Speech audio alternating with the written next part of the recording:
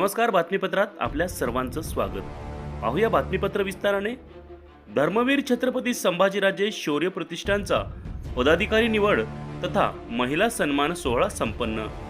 अल्पावधीतच प्रतिष्ठानने गाठला लोकप्रियतेचा कळस.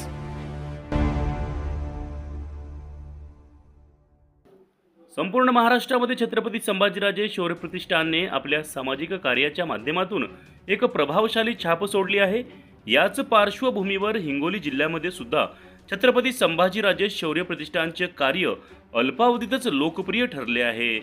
प्रतिष्ठानचे संस्थापक अध्यक्ष श्री बाळराजे आवारे पाटील यांच्या मार्गदर्शनानुसार तसेच जिल्हा प्रमुख पिंटूदादा गोरे, महिला जिल्हा प्रमुख वर्षा विलास खंदारे, उपजिल्हा प्रमुख नारायणदादा जाधव, युवा जिल्हा प्रमुख सोमनाथ दादा गायकवाड यांच्या प्रमुख उपस्थितीमध्ये पदाधिकाऱ्यांचा सन्मान सोहळा तथा महिला सन्मान सोहळा व प्रतिष्ठानमध्ये प्रवेश हिंगोली येथील शासकीय विश्रामगृहामध्ये हा सन्माननीय सोहळा संपन्न झाला.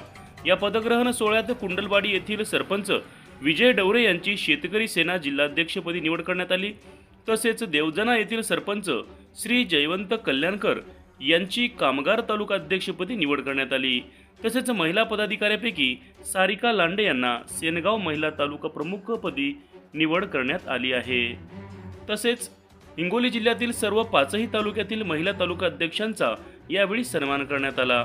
सर्व निवड झालेल्या पदाधिकाऱ्यांना महापुरुषांच्या प्रतिमा देऊन त्यांचा यथोचित सन्मान करण्यात आला.